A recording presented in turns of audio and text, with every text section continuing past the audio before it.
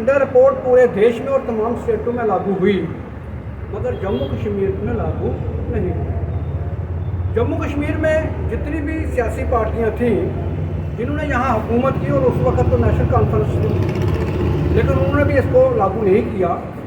बहाना 370 का रखा गया, लेकिन 370 के अंदर कोई भी ऐसी क्लास नहीं थी जो कॉन्स्टिट्यूशनल राइट्स को रोक दी। स्पेशल स्टेटस था अंडर 370 के तहत, जिसका मतलब था कि सुप्रीम कोर्ट की जजमेंट हो या यूनियन गवर्नमेंट का कोई ऑर्डर हो, वो जहाँ की सरकार जो है, जम्मू कश्मीर की सरकार जो है, वो असेंबली में पास करेगी और फिर वो लागू करेगी। इस तरह ही था। मगर यहाँ की जो बेईमान सरकारें रहीं उन्होंने इसको लागू नहीं किया। 2014 में जो लोकसभा की इलेक्शन हुई तो 1 दिसंबर 2013 था इनके पास आर्टिकल 370 का, वो 5 अगस्त 2019 को ख़त्म हो गया। जम्मू कश्मीर के अंदर से 370 हट गया, लेकिन उसके बावजूद भी जम्मू कश्मीर के अंदर मंडल रिपोर्ट लागू नहीं हुआ। जो वुमेन रिजर्वेशन बिल पास हुआ है, तो सरकार ने बड़े बड़े जुमले जो हैं पहले किए हैं। पहले उन्होंने कहा 15 लाख आपके खाते में आएगा, बाद में कहा ये जुमला था। उन्होंने कहा 2 करोड़ नौकरियां हर साल पढ़े लिखे लोगों को देंगे, बच्चों को देंगे, वो बहुत बड़ा जुमला निकला। जम्मू कश्मीर के अंदर मंडल रिपोर्ट लागू करेंगे, बहुत बड़ा जुमला निकला।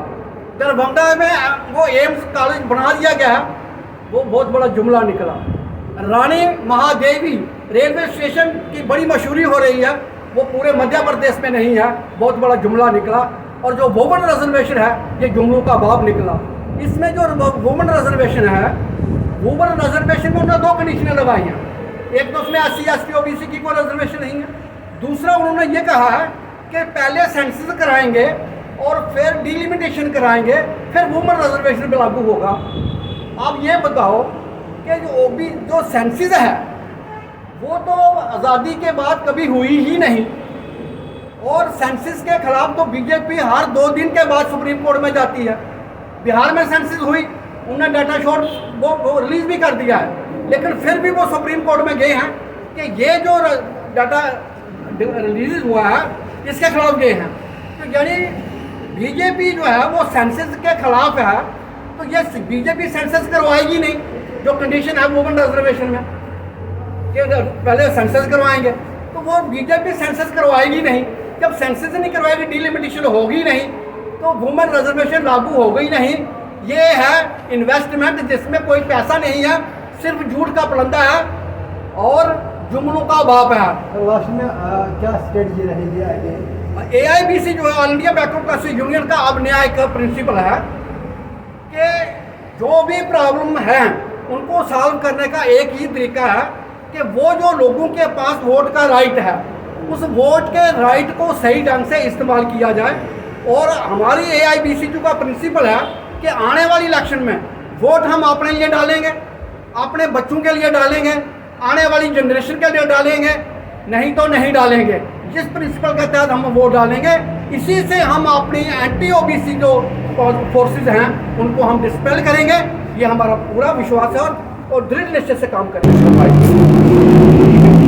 कॉन्स्टिट्यूशनल राइट्स के लिए जब यहाँ पर बहुत बड़ी मुहिम चलाई गई थी कि दफ़ा 370 का खात्मा, एक नया इतिहास लिखा जाएगा।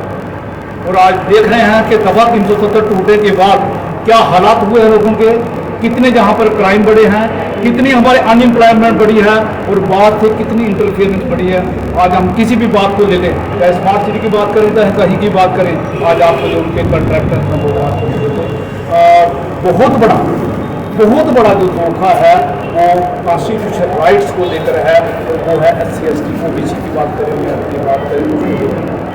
बहुत बड़े वादे किए गए थे कि जब 370 हटेगी हम OBC के लिए 100% लागू करेंगे, रिजर्वेशन प्रमोशन का करेंगे, SC के लिए ये करेंगे, ST के लिए ये करेंगे।